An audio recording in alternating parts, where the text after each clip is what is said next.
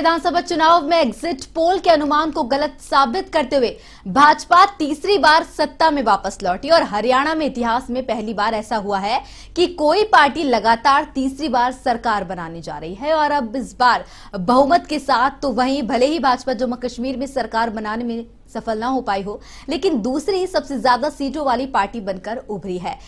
इस पर देखिए हमारी संवाददाता आरती राय की खास रिपोर्ट।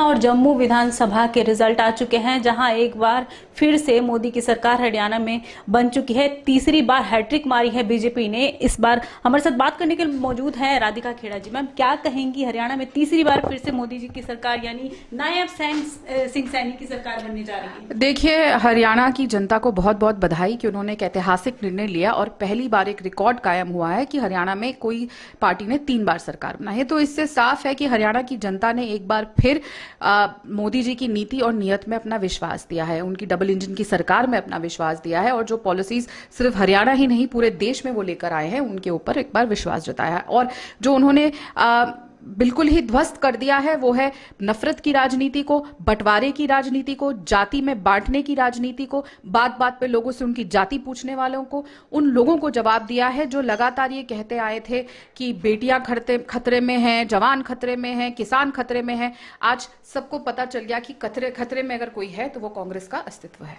एग्जिट पोल के नतीजे जिस तरह से कांग्रेस की तरफ पूरे जाते दिख रहे थे, सुबह में जिस तरह से रुझान दिख रहे थे कांग्रेस की तरफ पूरा झुकता हुआ, और सडनली एकदम से भाजपा ने जिस तरह से पलटी मारी है। और जयराम रमेश है कांग्रेस के लीडर, जिन्होंने इलेक्शन कमीशन को लेटर लिखा है कि ये इलेक्शन कमीशन पूरी तरह से रिजल्ट शो नहीं कर रहा है। देखिए, अंगूर खट्टे हैं का बहुत ही साफ केस है और यही लोग हैं जो शायद मुझे लगता है वो नीतियां भी बनाते हैं जो देश को भ्रमित करने की होती है। वो खुद ही एक भ्रम में जीते हैं। जब 99 सीट आई थी और कह रहे थे हमारी जीत हो गई, तब तो इन्होंने इलेक्शन कमीशन और ईवीएम पे सवाल नहीं उठाया। जब सुबह 60 सीटों पे ये आगे चल रहे थे तब सब कुछ चंगा था, तब तो ये प्रधानमंत्री जी को मोदी जी को जलेबी तक देने वाले थे खाने को। तो अब जब हम तो लगातार कहते आते हैं उनको कि आप लोग नफरत के बीज बोते हैं। आज अगर मणिपुर जल रहा है तो इन्हीं की नफरती विभाजनकारी नीतियों की वजह से चल रहा है। भारतीय जनता पार्टी को बार बार देश की जनता मोदी जी के नेतृत्व को मौका दे रही है और ऐतिहासिक मौके मिल रहे हैं।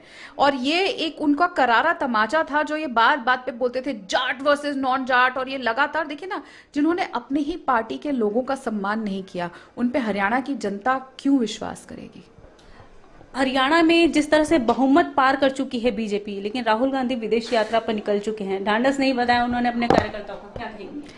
देखिए, राहुल गांधी की आदत है रण छोड़ के भागते हैं, उनको डर रहता है या जो भी है। और हम हमेशा से कहते हैं वो एक पॉलिटिकल टूरिस्ट है, नॉन सीरियस पॉलिटिशियन है। बार बार गांधी परिवार उनको रीपैकेज करके कांग्रेस बेचती है, कभी बो लगाती है, कभी रिबन लगाती है, कभी उनको नया रैपिंग पेपर यूज करती है, लेकिन देश की जनता लगातार उनको रिजेक्ट कर रही है। ये उनका पहला चुनाव था बतौर लीडर ऑफ ऑपोजिशन के बाद, और दोनों जगह जम्मू कश्मीर में खत्म कर दिया। जब जम्मू कश्मीर के चुनाव चल रहे थे तो उमर अब्दुल्ला साहब को उनको मीडिया के थ्रू बात करनी पड़ती थी।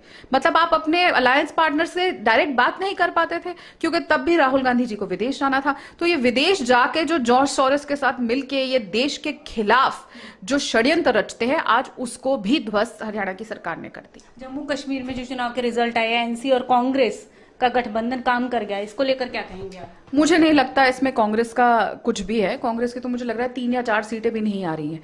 कांग्रेस तो सुपड़ा साफ हो गई। हाँ ठीक है, इस समय नेशनल कॉन्फ्रेंस को सीटें आई हैं, लेकिन हम उस दिन जम्मू कश्मीर का चुनाव जीत गए थे जब जम्मू कश्मीर में शांति और अमन आ गया था। वहां पे पत्थरबाजी खत्म हो गई थी, जब बच्चों के लिए स्कूल हमेशा खुले रहने लग गए, वहां पे कर्फ्यू लगने बंद हो गए। और देखिए ना, जब राहुल गांधी को लाल चौक में रात के अंधेरे में आइसक्रीम खा सकते हैं, अपने परिवार के साथ विदेश की जगह यहाँ स्कीइंग कर सकते हैं, तो ये भारतीय जनता पार्टी की जीत ही तो है कि अमन, शांति, टूरिज्म और आम जनता। वहां देखिए ना, ऐसा चुनाव हुआ कि जहां पे आप दिन में डोर टू डोर नहीं कर सकते थे, वहां रात में भी डोर टू डोर हो रहा था। तो ये जीत ही तो है।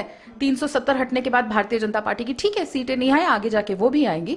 हम भी, हमारा अस्तित्व कहां था हरियाणा में, पहले कहां था? भारतीय जनता पार्टी कहां से उभर के आई है। और आपसे मैं विश्वास दिलाती हूं कि कुछ भी हो जाए, 370 धारा तो हटने से रही, वापस आने से रही। जो ये लगातार अब एनसी ने जैसे इन्होंने एक नैरेटिव बनाया था लोकसभा चुनाव में कि संविधान खतरे में, अभी उन्होंने कहा है हम 370 वापस लेकर आएंगे। अब देखना यह है कि वो लेकर कैसे आएंगे, उनके पास तो पावर है नहीं। तो जम्मू कश्मीर की जनता अब उन्हें देखिएगा क्या करारा जवाब बहुत जल्द देगी।